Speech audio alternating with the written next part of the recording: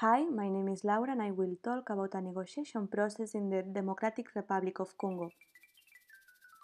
I will focus on the Second Congo War and especially on the inter-Congolese dialogue which took place during the Sun City meetings in South Africa between 2002 and 2003. With this example, I want to show that it's possible to reach agreement even in the most difficult circumstances like an interstate armed conflict. The main thing required is the parties' willingness to compromise and to cooperate in order to find a peaceful resolution, placing common good above their personal interest. And at least for a while, this seemed to happen in this African country. However, it would not be fair to say that these negotiations were successful, since they didn't prevent the massive killings of innocent people, civilians, after the agreements, and the new waves of violence that later emerged due to conflicting interests and power struggles inside the country. But the complex reality of the Democratic Republic of Congo is not only influenced by internal factors, but also by external factors like the Western powers' competition for the control of natural resources, the ethnic tensions in the regions due to mass migrations, or some destabilizing events like the Rwandan genocide, and the intervention of neighboring countries, especially Uganda and Rwanda. Nevertheless, these peace talks brought hope for a moment to a country divided and ravaged by violence and years of war. And for a while, it seemed that the Congolese regained their power to decide on their future and their sovereignty over their stolen land since colonization times. For this reason, I will analyze the key elements of these negotiations, and I will start by identifying the major parties of these agreements. On the one hand, we have Kabila, who represents the government, and on the other we have the rebel group led by Jean-Pierre Bemba, named the Congolese Liberation Movement.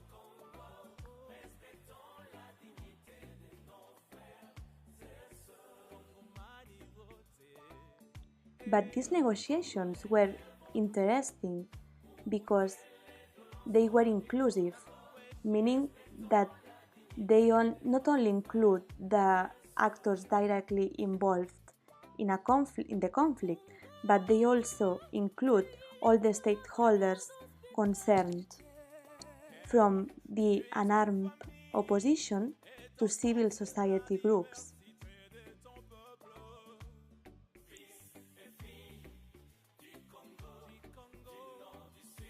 Which allowed an effective communication to happen, and the parties were able to listen to each other and to try to understand other positions, and then try to reach a negotiated compromise. For instance, a committee was set up to discuss the future of the country. They considered key economic and security issues.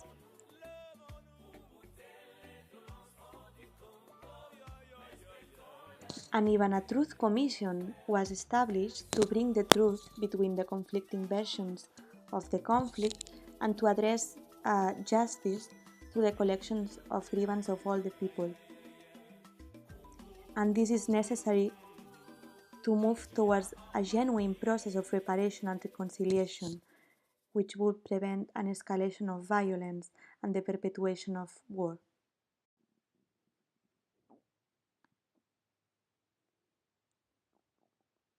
Moreover, these negotiations tried to find a common ground in which all parties feel satisfied in an equitable way, and they attempted to get a win-win situation instead of a zero-sum game in which one party loses and one party wins and the other loses, feeling grievance and feeling frustrated and marginalized. They also tried to prevent this grievance, and they took a more collaborating and compromising negotiation style based on mutually beneficial agreements instead of a more competitive style focused on short term and based on an aggressive behavior and the self-interest of the parties. But they tried to respect the other's needs and interests and to find a middle ground solution.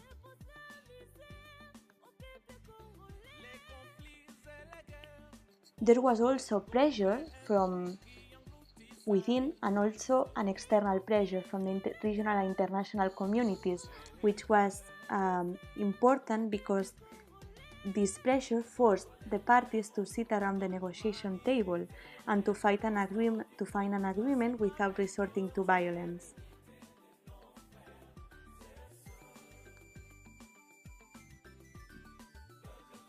Moreover, there was a third party involved, which facilitated the achievement of a fair and impartial solution using reason and suggesting alternatives.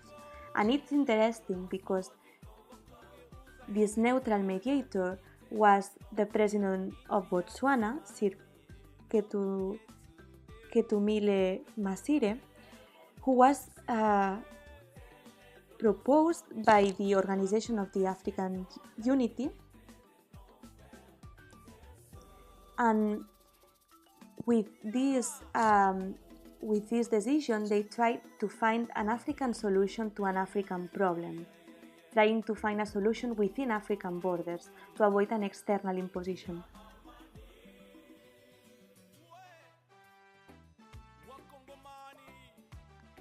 And with this, they also tried to change this paternalistic view from the West on the African continent, and also to change this bad perception of the Africans as people who are unable to do things and to govern their own lives.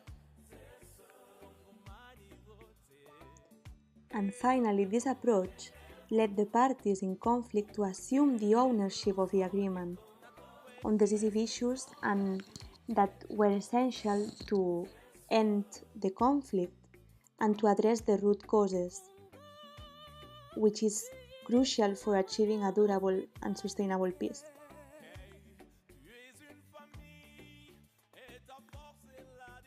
So the role of civil society was important in these negotiations, but especially the role of women, who are key actors in peace-building processes, since they are one of the major victims of human rights violations, as sexual abuse and rape become weapons of war.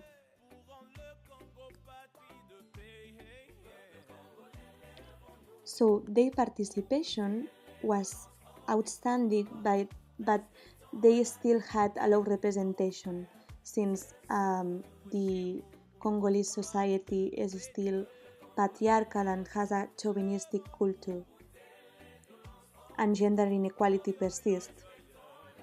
So women are excluded from decisions that directly affect their lives. Here we have some examples of how women are used during these conflicts and they are sexually abused.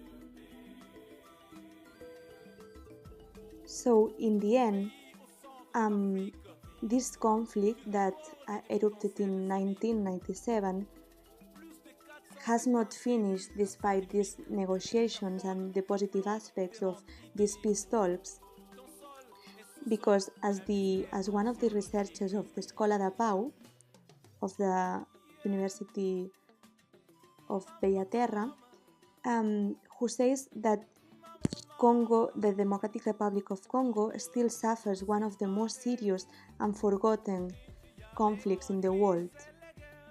So these Sun City agreements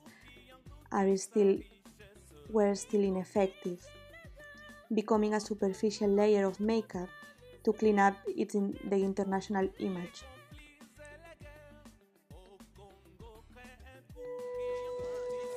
Au wakawabeba wakaenda kule kumilima, fika kule waliwawelea kama mizigo wao, sie wakatuwakianaka sawa, waliwakiaka na sie ilikuwa sio bahati mbaya, mara mwana mimba ikapatikana. Wale wenye wanawakiaka wako washauri wakukuwa na nishauri, nilikuwa nakamatikana tanswi kila siku. Sasa mimi nawaza maisha nilikuwa ndani na yenye niko ndani, tanswi nakuwa na nikama.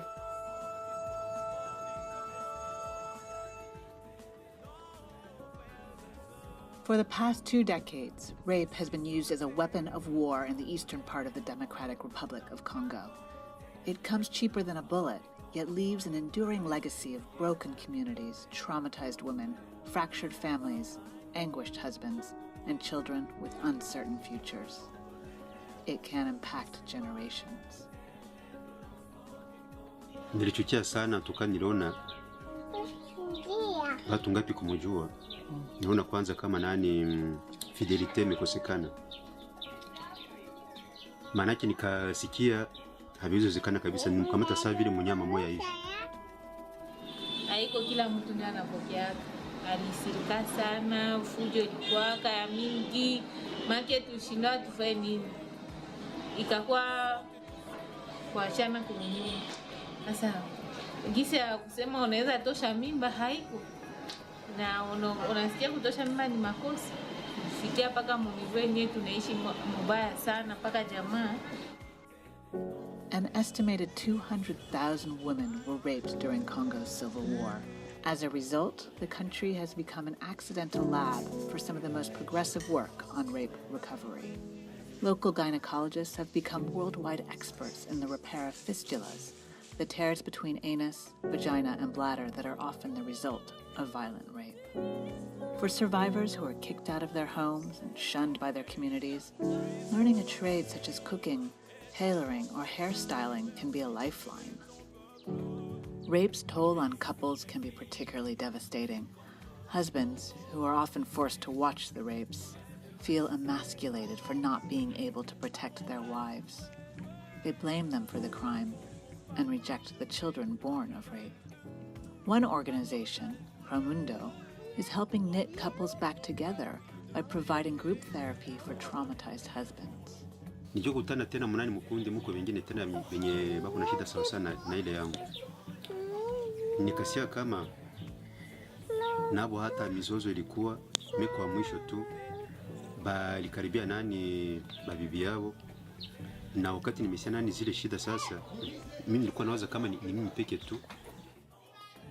Shauri yenye mimi naweza patia watu dunia nzima kwa banaweza fata ni kujua ya kwamba bafundishe kwanza banaume. Mwanaume ule hotel akajua ya kwamba ile yote ni vibaya, anaweza weza kusipote mambo inatokea. Isishake tu hapa kwetu Kongo, tu wengine wote bamingi weko na probleme sasa ile yetu. Juu mwenye message ndio anajisikia huru ya kuambia watu juu kwetu Kongo tunakuwa na siri ya kusema.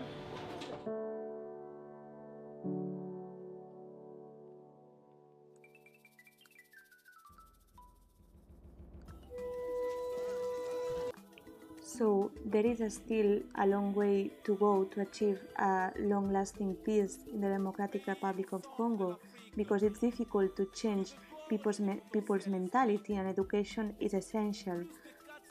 But they are making progress, and with time people are increasingly conscious of the consequence of these attitudes.